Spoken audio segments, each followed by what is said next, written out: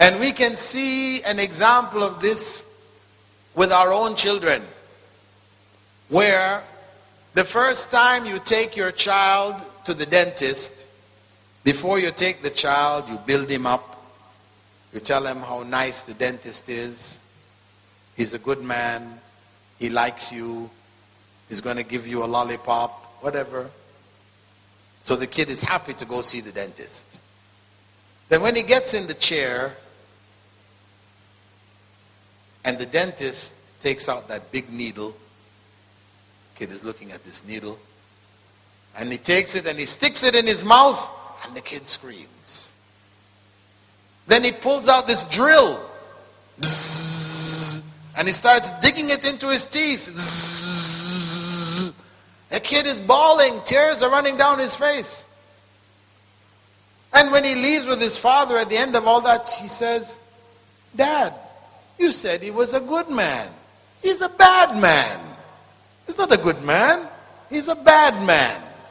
And of course, the next time you have to take him to the dentist, he's going to be fighting you tooth and nail. He won't allow you to take him. He'll be kicking, fighting, screaming.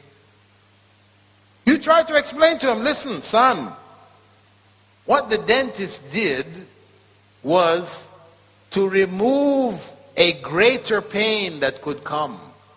The little pain that he did to you was to prevent a bigger pain, bad teeth, root canal, all these other things that can come out of it." You think your son can understand that? No. All he can understand is the pain that the dentist did to him. All of that explanation is way above his head. Can't see it. And that's how it is. Things we can't see the good behind.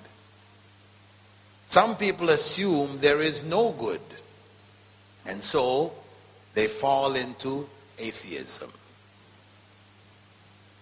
This is the common disease that happens to some people who haven't understood God and how God operates in human life. So when tragedy occurs in their life, they fall apart. And the only conclusion they can come to is that there can't possibly be a God. You see people like Dawkins, Professor Dawkins in the UK, considered a genius, mathematical genius, who wrote about the world and time, basically a defense of atheism, arguing why there is no God.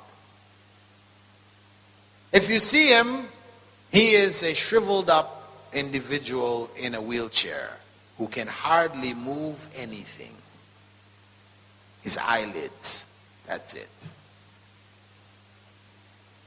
So, what happened? When he was in his prime, he was 18 years old, mathematical genius in Oxford and Cambridge.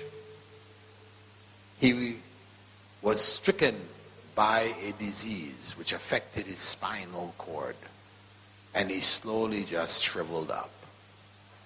So, when he came to India,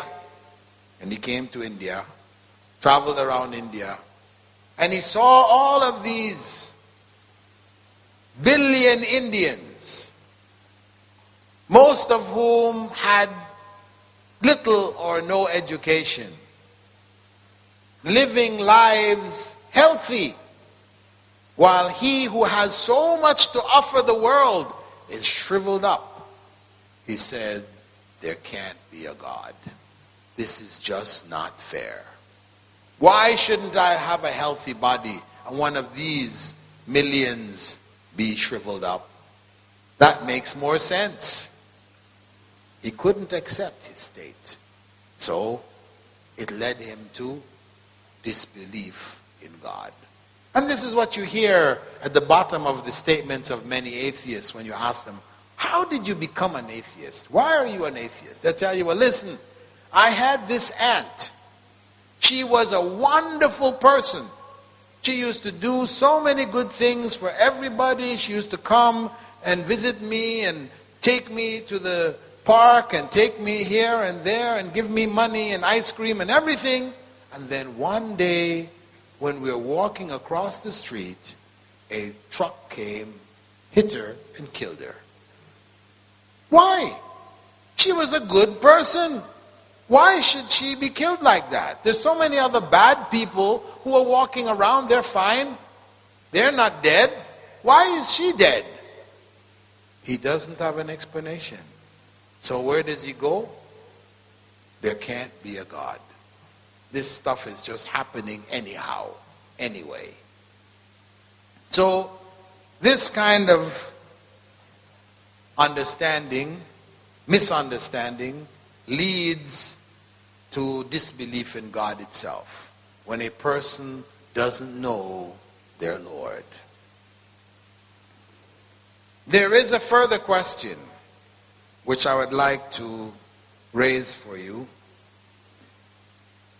And that is the statement of those who say, God created this world and left it to run by itself. He's not involved. It's too insignificant. He just created it and left it to run by itself. They accept there's got to be a God. So they are what they call deists. They believe in the existence of God, but they don't believe that God conveyed his word to humankind. No, they say that's fairy tales. There's so many religions around the world, everyone claims that he's right. They're all wrong. They're all made up by human beings.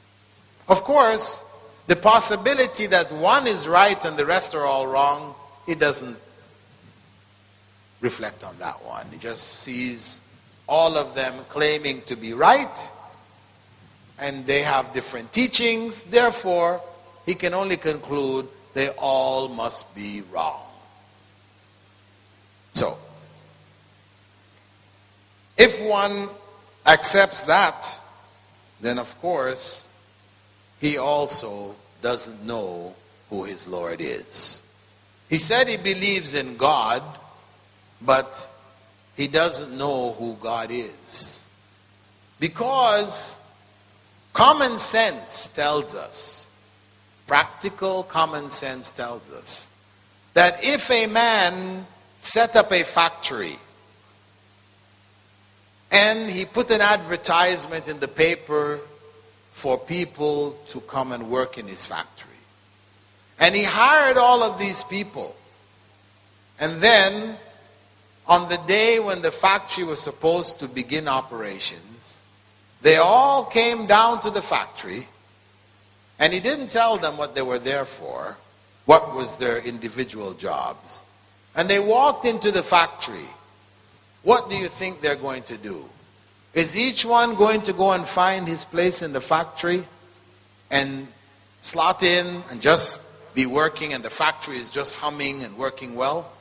Or is he going to go to the canteen where there is tea being served, sit down with his friends and chat until somebody comes along and tells him what he's supposed to be doing here?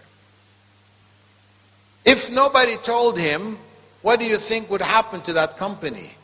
It would be a resounding success or a stupendous failure. It would have been a failure, of course. And what would we say about a businessman who did that? We'd say he is an idiot. He is a fool. He is dumb, stupid, unwise. We have a whole string of terms for him. All of them indicating foolish. Now, if we can accept that with regards to a company, what about the world? And what about the God who created this world? For us to say he didn't tell us what we're supposed to do here is to make him like the owner of that company.